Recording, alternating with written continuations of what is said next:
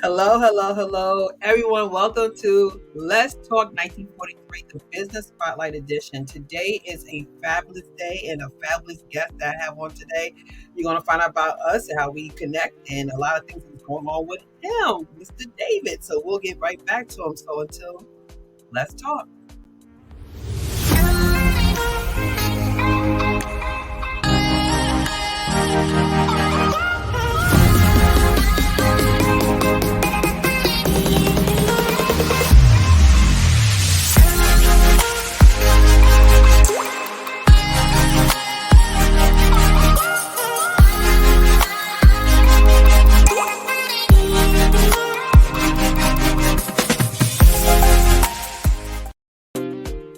We are back. We are back. So let me do a formal introduction of David Santiago. All right. So David is an industry ambassador, a founder of Casa Santi. I just said it right. Yes. Interior Design, award-winning designer, a gifted vocalist. We're going to talk about that as well. And he has a company called Strickland Santi as well. And we're going to get into all of that goes with that. So welcome, David Santiago. Regina, I am so excited to be here. I can't believe after all this time, years gone by, you and I back together again. I know. We spent many years together every morning, jumpstarting through our high school and middle school years. Yes. Woven into the fabric of my daily life.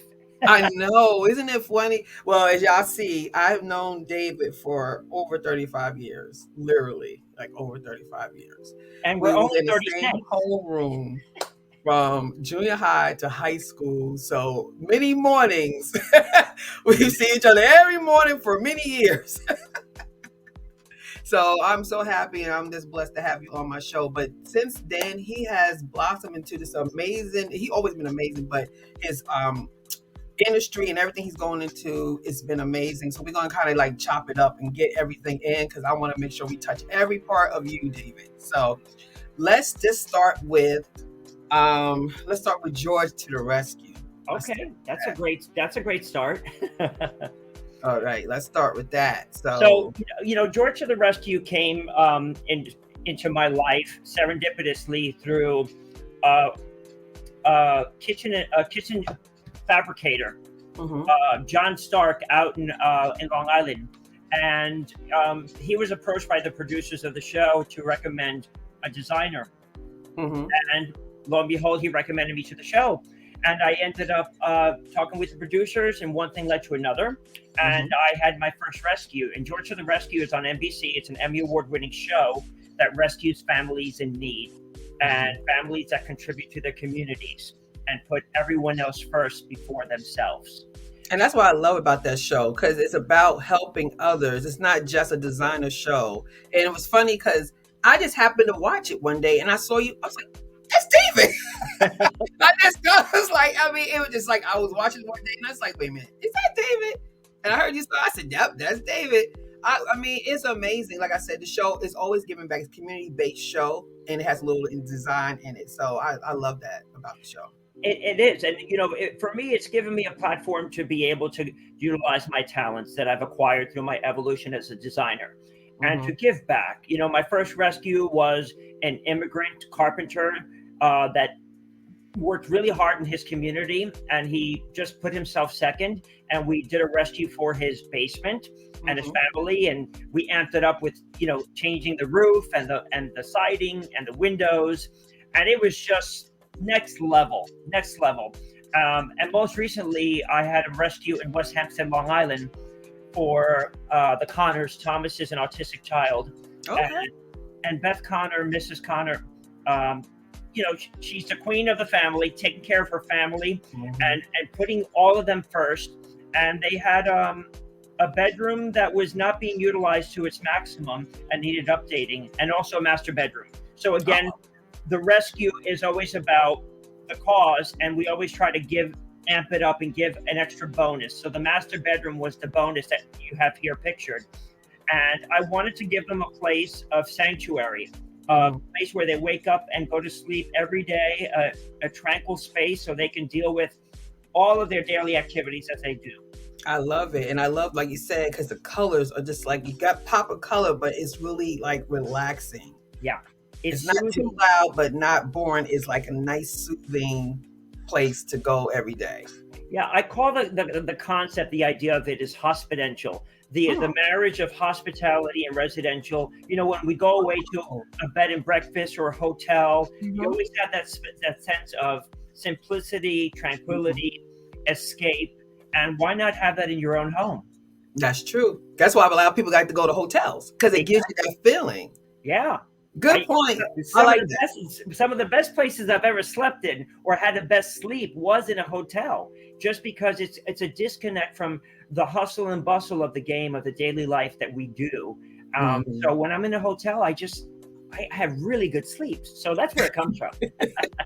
And that's a good point. That is a good point. So we got this. Now let's go to the next thing I want to talk about is the Donna Drake So show. Donna Drake is she's a national talk show host, but it's concentrated here in the New York metro area. She's Mhm. been in the industry for well over 10 years, especially with her show. Mhm. And I came to be a part of it through design and consulting for the set.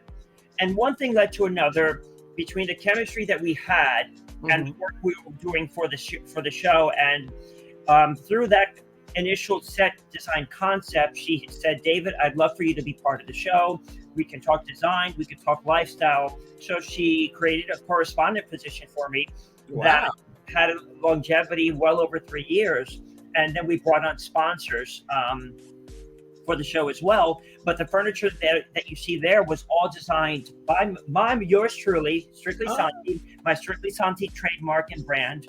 And, you know, it's the beginning of what's to come with my furniture, specifically mhm. for upholstery and seating. That's a beautiful set.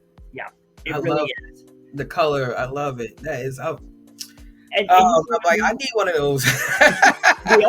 we all need a little tiger or zebra. But you I know, know. what I loved about working with Donna and the show was this the trust factor of taking Mhm. it to the next level, of trusting me to do this really cool neutral navy animal print for a show that everyone looks good on.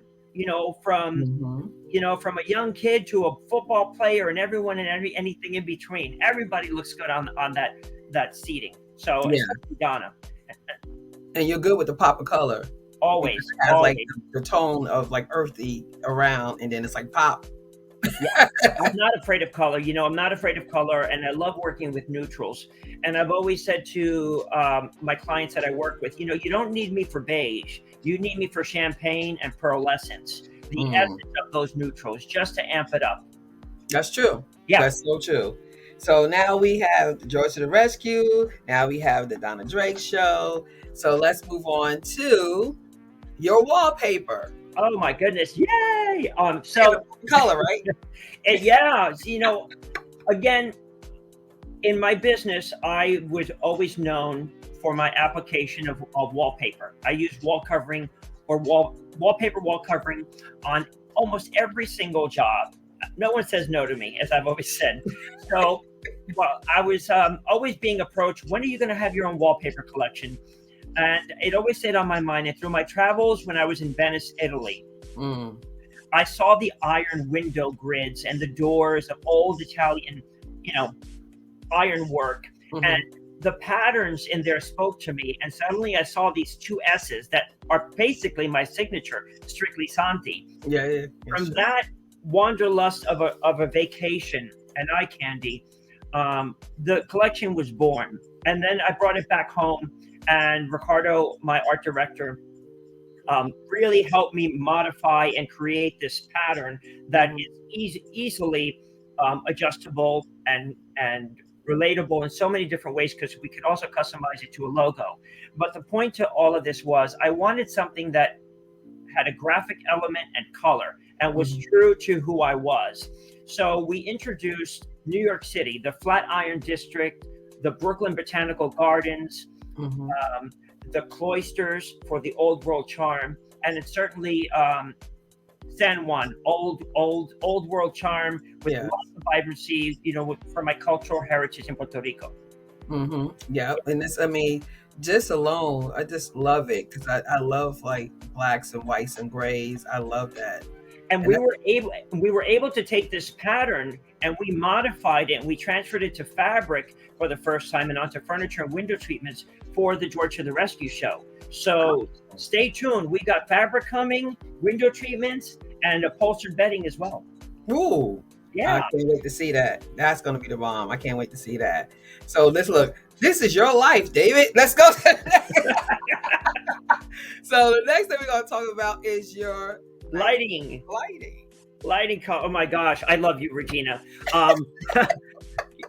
So this happened again serendipitously through the work that I do and the brands that I collaborate with. American Brass and Crystal they were working on a particular collection and they asked my opinion about a particular fixture. And I said, well, why are you doing that? I don't come to you for that. I'm not going to come to you for that. I'm not going to buy that from you. Don't do it. And they're like, well, what would you do? I said, what would I do? I probably would do something with color. That's what I'm known for. And they're like, well, we don't do color. I'm like, well, I do. You're asking me, let's do color. And they're like, okay, why don't you do it for us? And that's simple, Regina. That's how it started. Really? So the conversation of this new direction that they wanted to go in, I ended up collaborating with them and infusing color into traditional and transitional fixtures that to this day, 3 years going strong, I eventually started designing my own fixtures and continue the licensing, and we're going to introduce about 5 to 7 new fixtures coming this January in Dallas for Lightovation. Really? Yeah. I can't wait. I got to see the pictures because I saw the colors, just the bright colors. I never seen it. Think about it. Like you may see it somewhere in like a hotel or something like that, but in a home, you never saw a fixture with. Usually, you see that's the basic brass or metals. You never see color in those. So and that's what I always say to my clients. You don't always have to stay in the lane of standard or normalcy.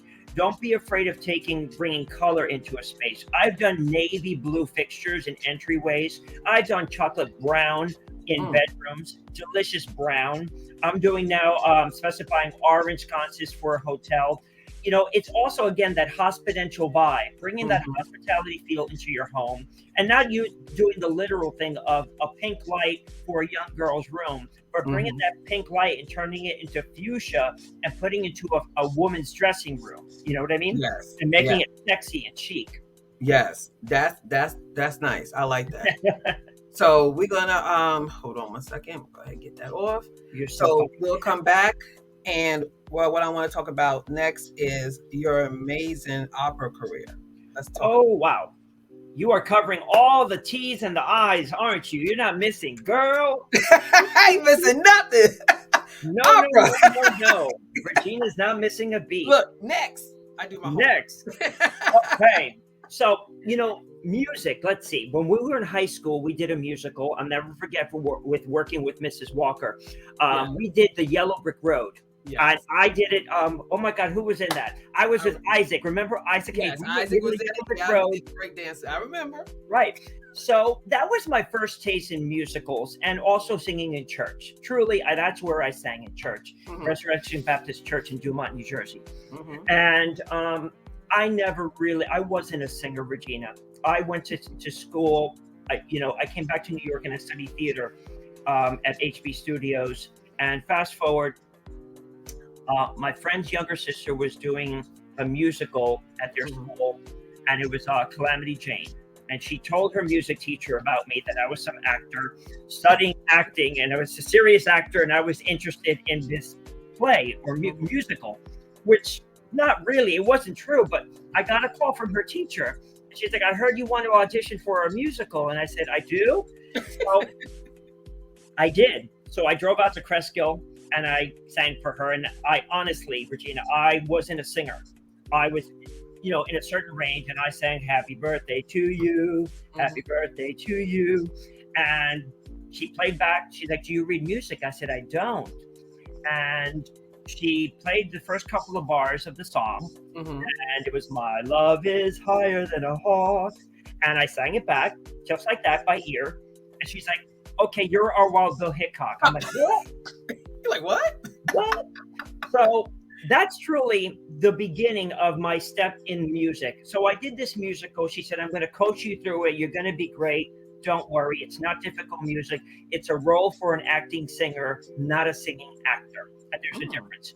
Okay. So after that show was done, I've had wonderful mentors also in my journey, Regina. She's been one of them. Mm-hmm. And Linda Farias said to me, "You know, you got to go study music. You got to go study voice. I'm going to get you started, but I'm going to research and find some programs for you." And that's how I started. Oh. I went to Manus College of Music at that time, and they had an extension program. And I took basic courses, how to read music, ear training, theory, and voice. And within 6 months of me doing that, the voice teacher that I was studying with there, Lois Winter, said to me, "You know, David, you've got something. You should consider auditioning for our program." I'm like, "What program?" She's like, "Voice, classical voice." I said, "I just want to be a triple threat, actor, dancer, singer." She's like, no, you've got something. I said, "Fine. If you prepare me, I'll do it." Boom. So I think it was 12 months later or less than a year later, I auditioned for the program, passed. I got a full scholarship. I was like, "Oh my gosh." And I became a voice major. And not ever thinking I was going to be an opera singer, Regina. I just thought I was going to be classically trained. But through classical training, you acquire the knowledge of early music, 17th to 18th century music, art songs, and so forth. And I developed a passion for opera. My voice started changing, and voila, I graduated from Madison Conservatory of Music. I ended up getting an acting position with New York City Opera, and I was with that company for 10 years while I was in school and worked my way up through the company. Wow. And I've never looked back. I've had the luxury of being mentored and, being with the right people at the right time, saying, "You got something." And I never forget that journey. I would do it all over again because I never thought I would have been an opera singer if you would have told me in high school or after high school. I thought I was going to be an actor. I thought I was going to be like, on 21 Jump Street or something like that. He thought I was going to be 21. Damn, silly. I thought I was going to be 21 Jump Street. You know what I mean? I was like, that's where I thought I was going to be. Showing our age on that one. Exactly, right? So music became, parallel to my journey. I never gave up my interior design, and which we'll talk about, I'm sure, as my trade and my industry, my work, because I was always given a strong work ethic from my parents, specifically my mother. I've been working since I was 12 years old, girl. And yes, I know. This life of duality. So I had my trade, which was design, and my passion and music and education was music. Yeah. And to this day, I'm still singing. The career has ebbed and flowed throughout the years. But around 2014, I ended up wanting to really pursue it. And I did opera after opera down in Philadelphia and here in New York, and did some regional work, stage, concert. And it just blossomed up until Carnegie Hall. And now I'm singing with the company here in New York, Teatro Cello. And I can go on, but I'll let you go. No. I'm just, it's funny how you know a person, younger in life, and you never see this. Like, I would never saw this for me. Like, this would never been me. It's amazing. I just want to in awe because you have done so much, and you're really perfecting everything you do. You know how some people just do things, right? But you're perfecting everything you do. You're just not touching stuff. You're actually putting the work in and getting skin in the game on everything. I call that. I definitely have my share of sweat equity. The struggle is real. The hustle is real. The game. I never gave that up. I pretty much have been this kind of energy and personality that as far as I can remember, but it definitely came probably post high school. But I knew that I was going to do something creatively. That I knew. I just didn't know who I was. And I found myself through the journey. The journey is where it's led me to today.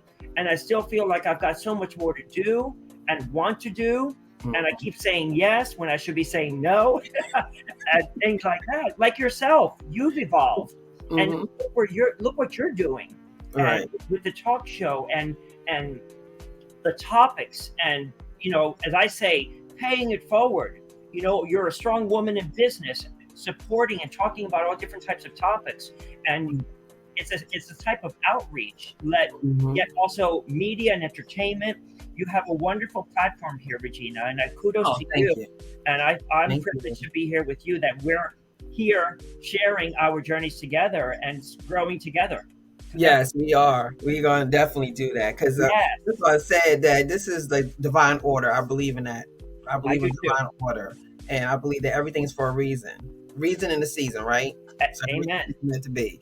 So this is great. So now we're talking about what you just said, community. Let's get into that. So not just doing all of this, but you do have something that you do to give back to the community, and something that you really, really have, like, it's in your heart. So you want to tell us what you do? Sure. I mean, right now, over the past 2 years, I recently got involved with an organization called My Face, and they've been around, I think it's over 70 years. And, the mission is somewhat about transforming lives and helping the facial cranial community. And it's anything from a newborn baby with a cleft lip, to many different types of facial deformities, syndromes, and all of that, and procedures. And I came to it, again, serendipitously, through music and design. One of my clients who's involved with the organization said to me, David, we're doing this talent show.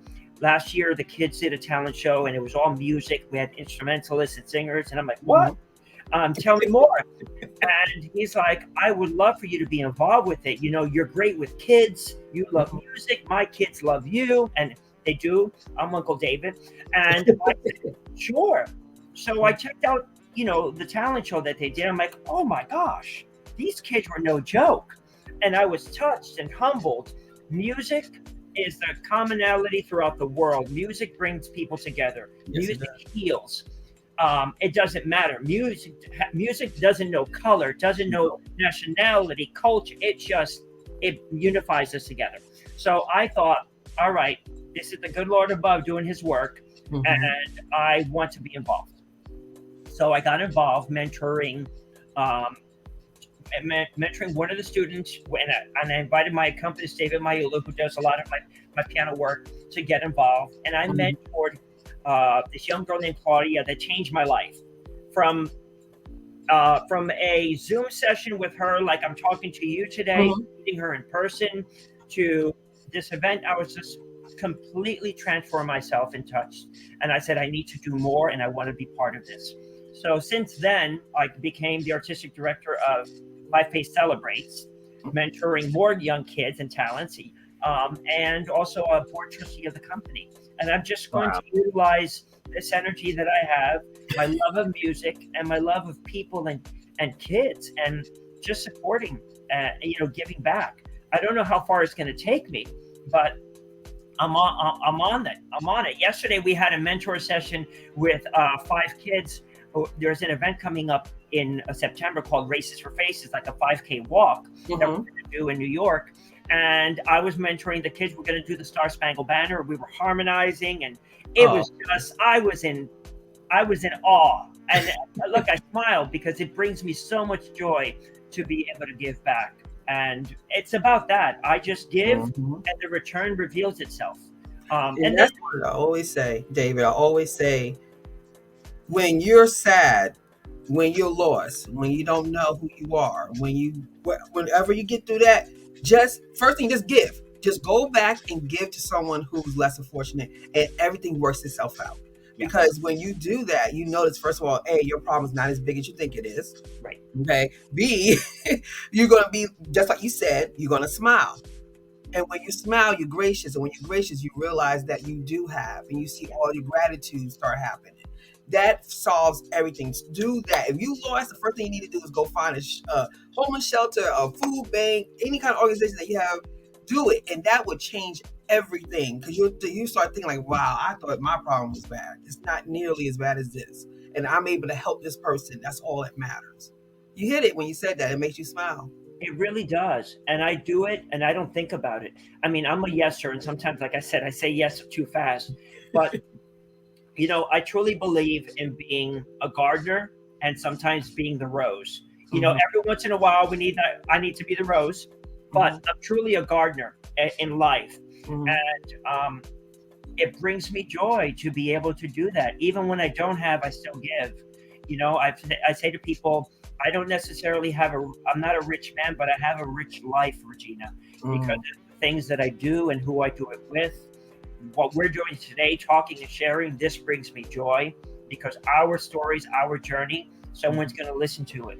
Someone's going to have a takeaway. And there's always a takeaway. There is. And I always say, God is love. So if I'm loving, it's speaking. That's it. Yeah, exactly it. And this is what it's about. And that's why I love doing these platforms. I love this because I learn from everyone who comes on my shows, but just for other people to realize, like, oh my gosh, like, look at how much he can do. Life is not over at 50 or past 50. It's not. It's just again. Let me tell y'all something. Y'all don't know. I was there. He looks exactly the same that he did in junior high school. He has not aged at all. All right. I'd love to believe that, but thank you. Yes, you have not aged at all. And it's just like, it shows, people don't understand, you show your life on you. Like, you could look at a person and know they're having a good life, or they have a hard life. You can see it in their skin. Sure. Like, see it on them. Yeah. And so people think you can't. Yes, you can. You can. You can. Your lifestyle also is a reflection of sometimes, how you are. And, I try to live and I do try to live a healthy lifestyle. I'm a vegan, plant-based diet, not to say that that's the way you got to go, but for me, it's been vital and energizing, and 8.5 years strong now. Oh, okay. Yeah. And don't get me wrong. I get my glass of wine, I get my drink on, I have my fun and all of that, but I try to live a nice, balanced life, but a lot of work, and I allow myself a little bit of play and disconnect because you have to recharge. You have to. You definitely have to. So and the key sometimes also, sometimes you do have to say no, just because you just have to take care of yourself. You got to recharge. You can't do it all and be all to everyone. Being in the design industry as an interior designer, it has given me a lot of opportunities, like the George to the Rescue show and many other things, and other organizations to be able to contribute. The design industry has also helped me evolve as a charitable giver, giving back. Because the design community that I'm part of here in New York or nationwide is a giving community. We do all different types of charitable work. We do tablescape events for American Cancer Society. We do the Bailey House, which provides housing for AIDS and HIV. Housing Works. All of these organizations, charitable organizations, and I've been privy to evolving as a giver through with these organizations. And then just the interior design. So where you see yourself in 5 years, David? Oh my goodness! Please, from your mouth to God's ear, I have no idea. But I'll tell you this much. Okay. I will definitely have more music in my life. That much I know. I'm at a place in my life where I'm pivoting towards what I want to do. I want it to bring joy to my life, more meaningful. I don't know, for all of my clients and maybe watching this, I don't always want to be running around for that towel bar anymore to finish the bathroom or the hardware. I want the bigger picture. Right. I see television maybe coming my way and utilizing my design talent, maybe music, and definitely, I think later on, utilizing my music and design to going into theater, set design, production, maybe directing. But this, interior design as my business and how I got started to where I'm at, quite a journey, and it keeps evolving.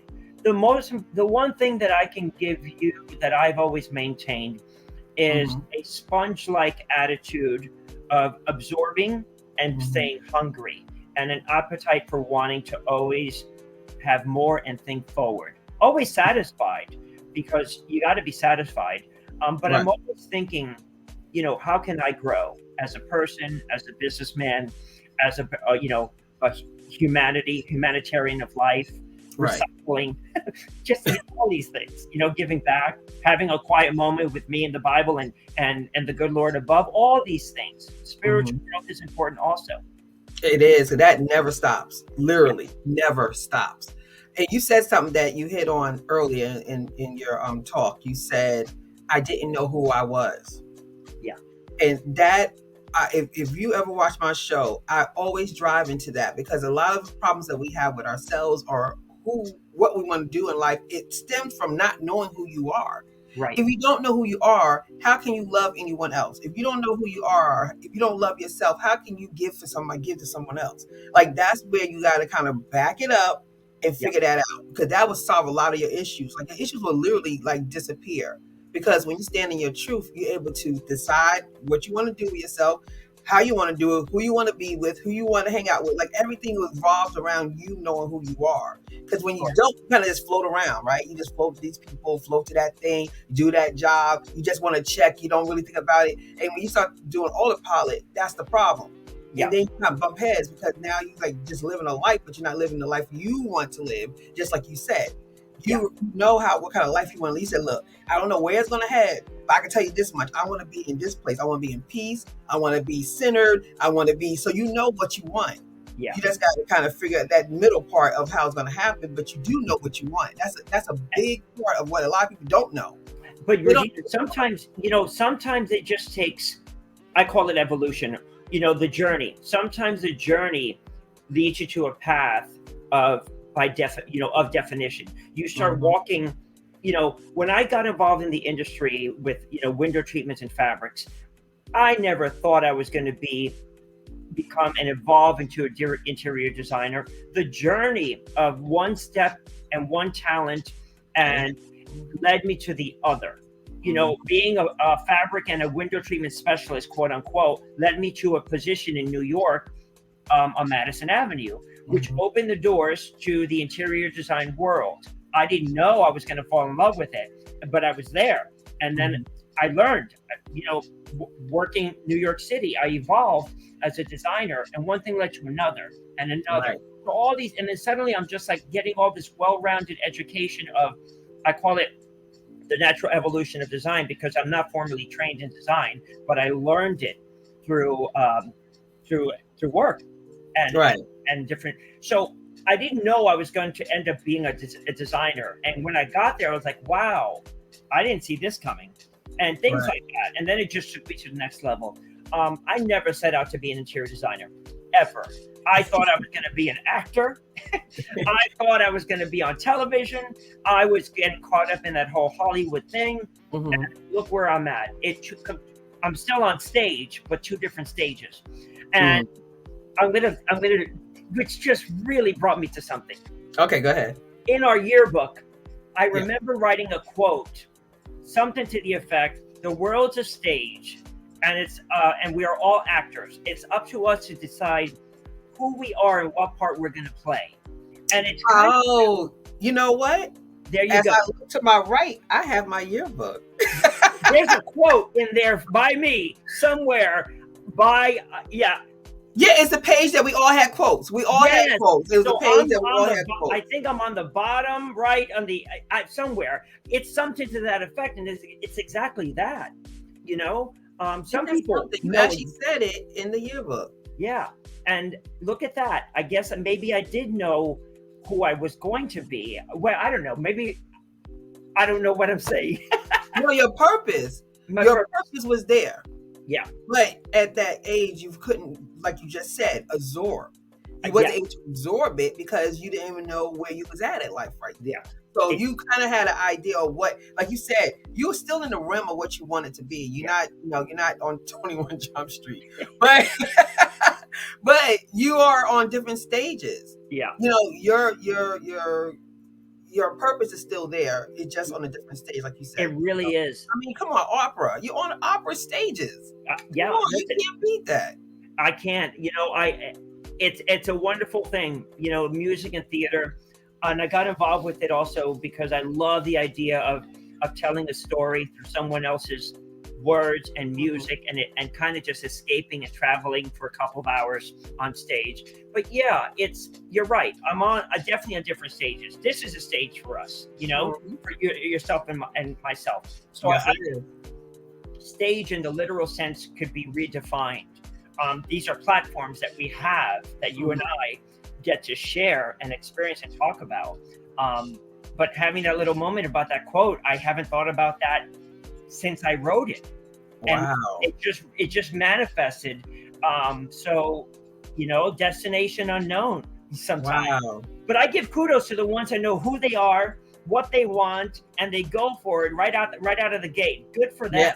I know. It's like when they like, what? You see, but like you said, everybody's journey is different. We all have our own. It's like I always say, it's not a sprint, it's a marathon. Like there's no like you have to be here at this age, or you got to be there at that age. It's not anything about that. You got to be where you have to be, where your mindset is at that time. Like I couldn't have done this at 25 or 35 years old. Yeah. My mindset wasn't there yet.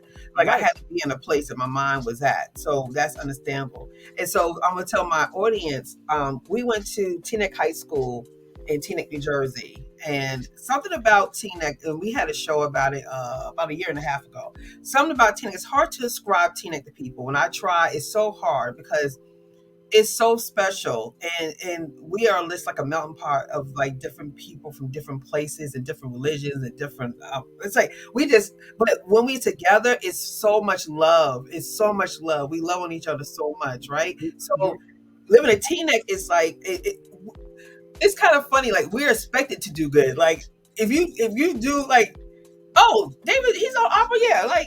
Okay, like I expected that. Like you expect greatness from us. Like it's not like oh my gosh. It's like, oh, I knew he was gonna do something. I saw it already. Regina, you said something that's really wonderful, and I've been talking about really more importantly the last couple of years of my life, and it was growing up in Teaneck.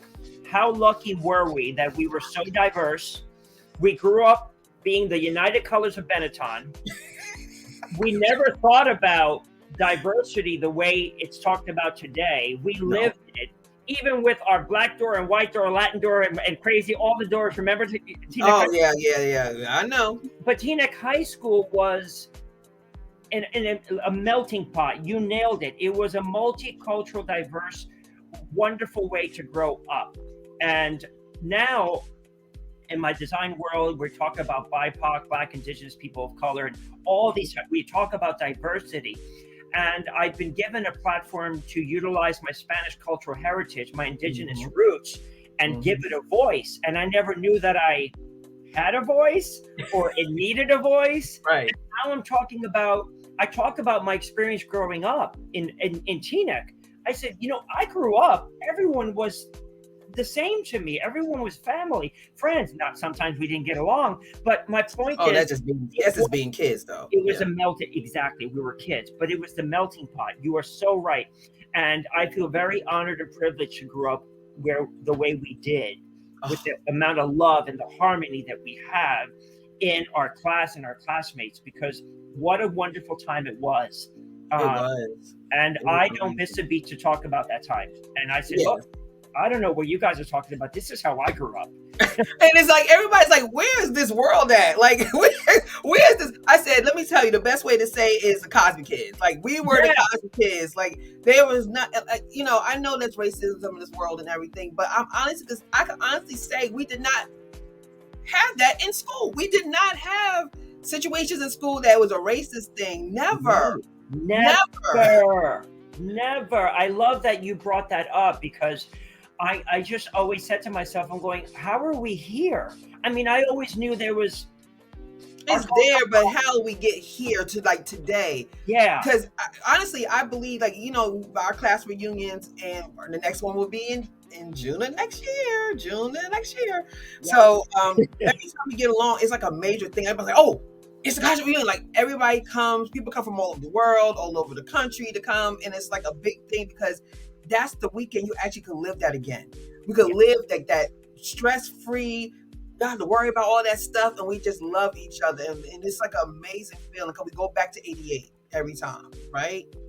88, wasn't it? Wasn't it 98? I'm just kidding. Yeah, right.